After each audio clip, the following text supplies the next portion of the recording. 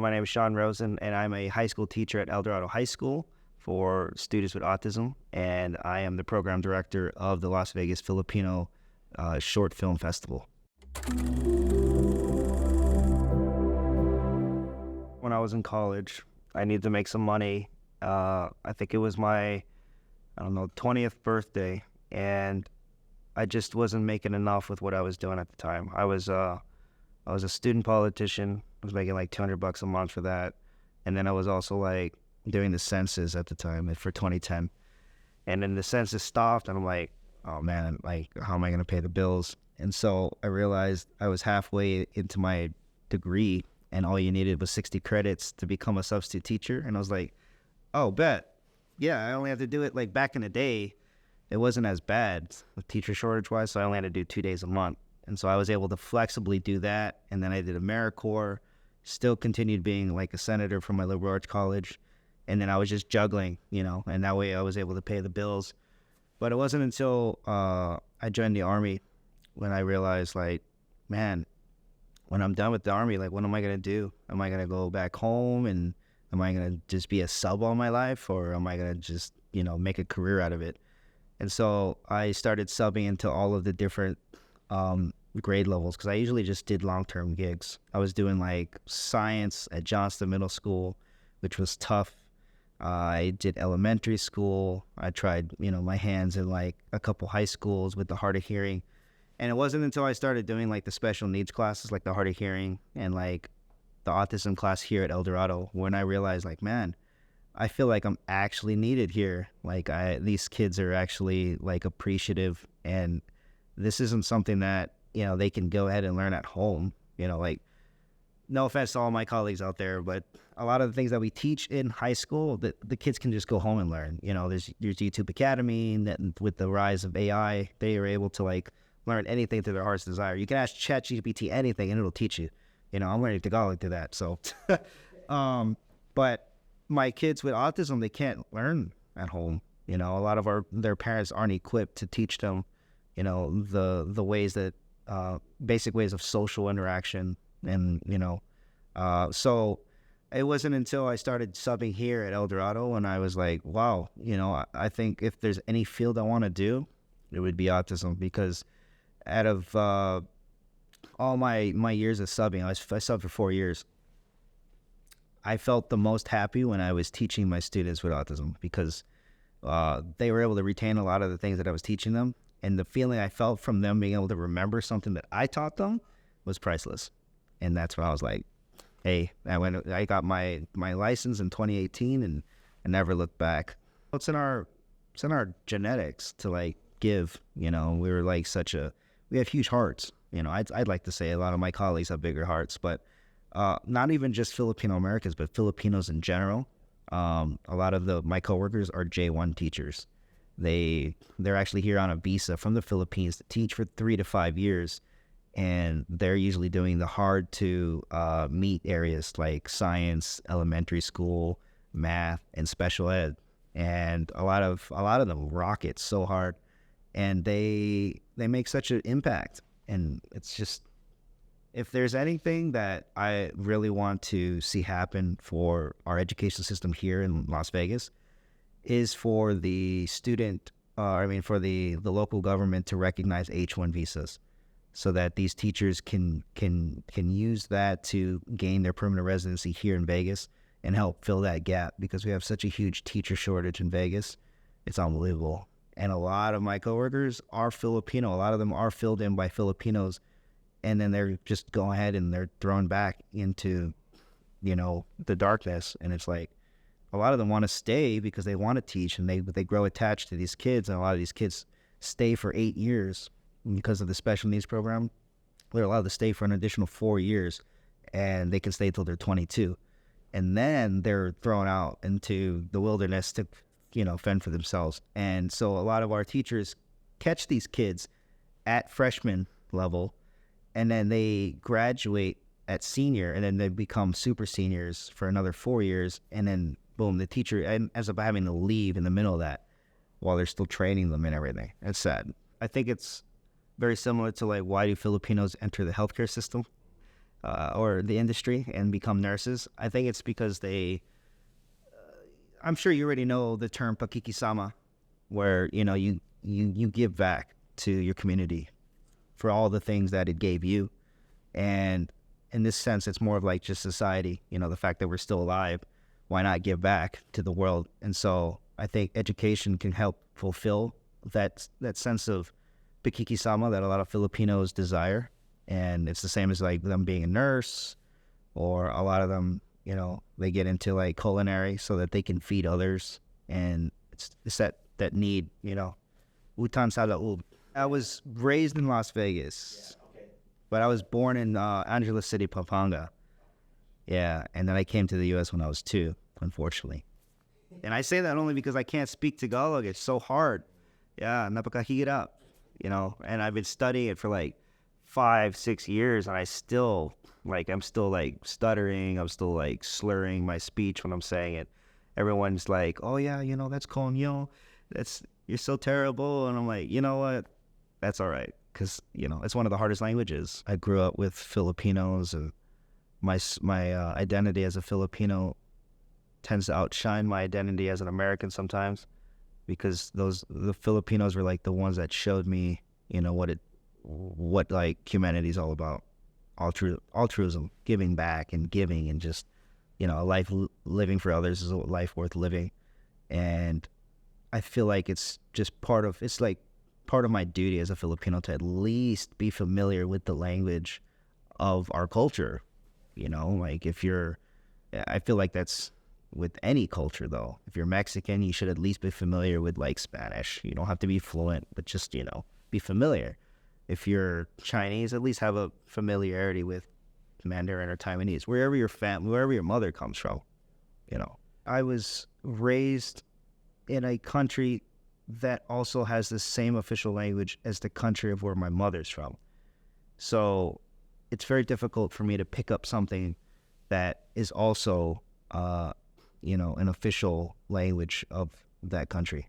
And I feel like if I can bridge that gap between where my mom is from and the dissonance that I'm feeling within, then I feel like I would be more of a Filipino. But more so, I just hate being left out in the conversation while everyone's speaking Tagalog. That really irritates me. It's not annoying, like, oh yeah, that's rude. It's more so like, damn, like when Filipinos start talking in Tagalog during parties, like they get down and they start laughing super hard, like it's the funniest thing since sliced bread. And I'm like, son, I want to know what that was. Like, let me get in on that. So it's like I got to start learning Tagalog then, And I feel like that's my biggest disconnect, is that I can't like vibe with my people, with my friends, and with my family when they're like jamming together. And I think that's a very important part of our culture. We don't have a Filipinotown yet, so it wouldn't be more so of a resurgence, but it's a development of an initial grassroots community. We're finally starting to develop a sense of like what it means to be a Filipino in Las Vegas. Thanks to, those like Rosita Lee, Gloria, Tita Margie, they're actually establishing that presence here. And we finally have like people that we can fall behind, to say like, yeah, you know what? I know them. I'm part of that community. I support that. Every time they do events, like I'm there, I want to make sure that we're spreading the cultural awareness of the Philippines. And I think that's finally starting to happen. Like Fab Festival, or the Filipino American Best Expo. We had, a business side, which was the expo. And then we had the gala, which was like the fashion side. And then we had the film festival, which was like the entertainment side. And like Tita Margie put that together, and she kind of like made a huge conglomerate because she's super ambitious like that. And then she's like, you know what? We're going to just show everything all at once. And like, we'll see what sticks with our attendees. And it seems like everything stuck, because everyone was like mesmerized by, David Tupaz and his beautiful like assortment of like gowns and stuff on his models. That was really mesmerizing. And then we had all of the business, goodies that were coming from the Philippines just for that expo. And then, of course, we have the Filipino Film Festival, which kind of showcased like hey, Filipinos can make some pretty damn good movies too. I'm a writer. I grew up writing. I was always known as the kid who wrote a lot, and I just wanted to share my stories. And it really hit hard when the pandemic hit, and I wasn't able to share my stories because I like watching people physically as they read it. In the pandemic, like I just shared virtually, and like with the trillions of words that are available on the internet, like who's gonna take the time to to read your story? And I actually wrote a book during the pandemic. Yeah, my first book, over 300 pages, and only 2 people read it. They read it from front to back, and they loved it. And I was like, hey, I'm asking my best friend, like, hey, can you check this out? And he got through the first chapter, and he's like, I fell asleep. Because he's not a reader. And I'm like, so how do I get my stories out? How do I get people to actually want to, interpret to receive my stories? And I was like, you know what? YouTube's a big thing right now. TikTok was growing at the time. I'm like, I want to just make movies. I'm going to turn those stories into a visual medium. And that's how I kind of got dragged into film. It was the pandemic. I didn't have anybody to act for me at the time. So I just hit up my sister. I was like, hey, look, you have a really cute daughter. I love you guys. Can you guys kind of like, be in my first film? We made a first film, and it was just like, I kind of fell in love with it at that point. I fell in love with like the narrative aspect of it, being able to like tell the story and like do what's necessary to keep them hooked to it, and do it in any way that's possible. Do it either through, production stage and the initial principal photography, or like start hitting them hard in post, just to keep them engaged. And I love that challenge. And it's like, oh, I'm also fulfilling that storytelling part of me that I really want to like let out. And so that's how I got into film.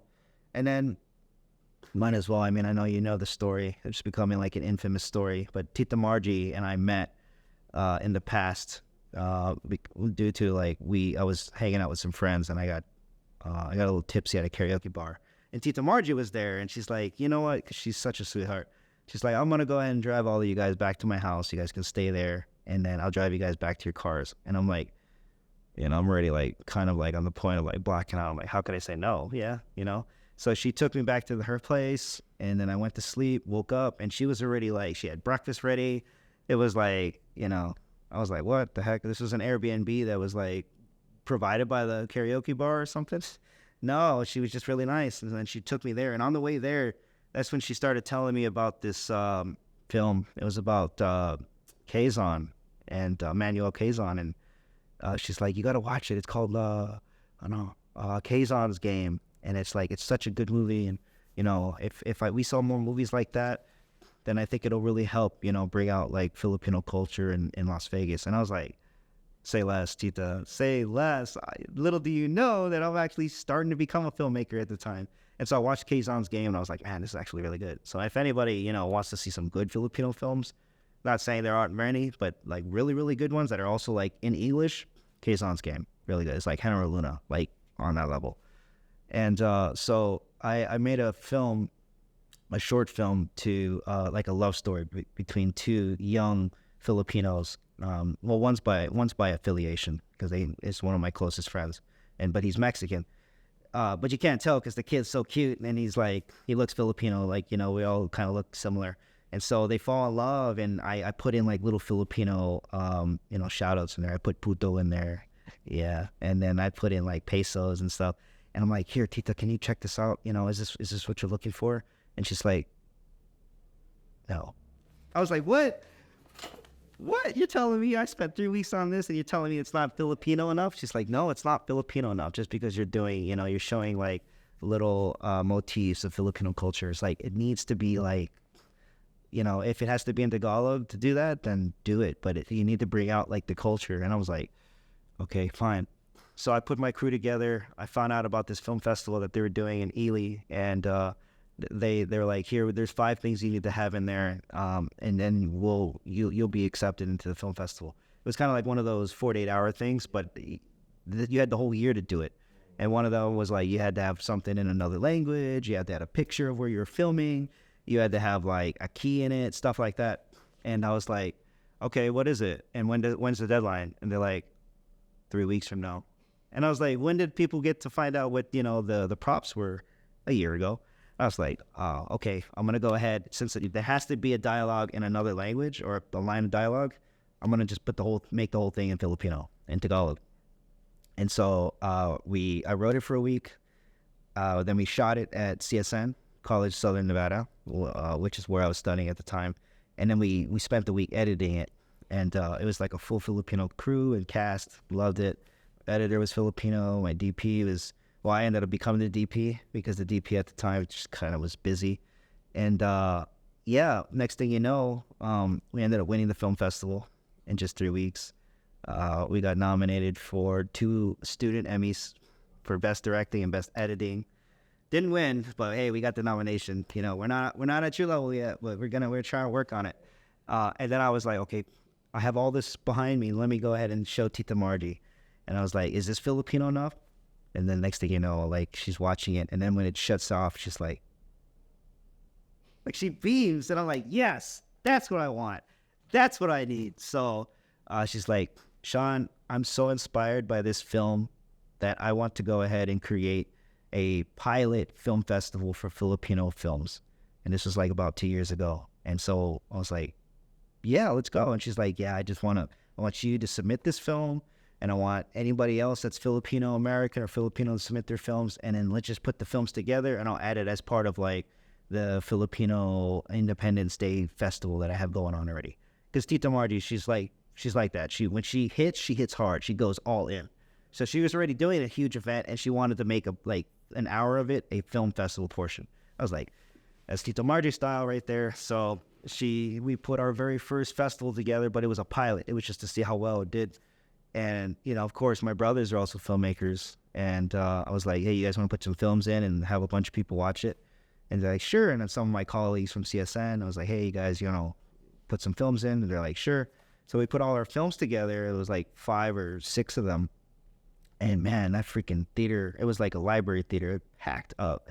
And we were like, yes. For the first time, we had more than like 100 people watching our film. And it was a pretty good size, you know, projector and everything, because it's in a library theater. And it was just such a good feeling. And then Tita Margie was like, okay, when you got Tita Margie approval, then the sky's the limit at that point. She's like, I'm going to go ahead and create an official film festival for you guys next year. And that's how we got the Filipino Fab Festival last year. And so we just, you know, we did really well. We had people from all over the country come down. We had, you know, a couple Filipino filmmakers from the Philippines come down just for the film festival. And, you know, we created the Ibarra Awards. Thank you to Tito Olive, or Tito Joel and Tito Olive for the design of that. And it was amazing. And I feel like that is going to be the precipice or the grassroots of what we hope will become the Sundance of Filipino cinema in the United States. That's our goal, to become the #1 Filipino, or the biggest Filipino film festival in the country.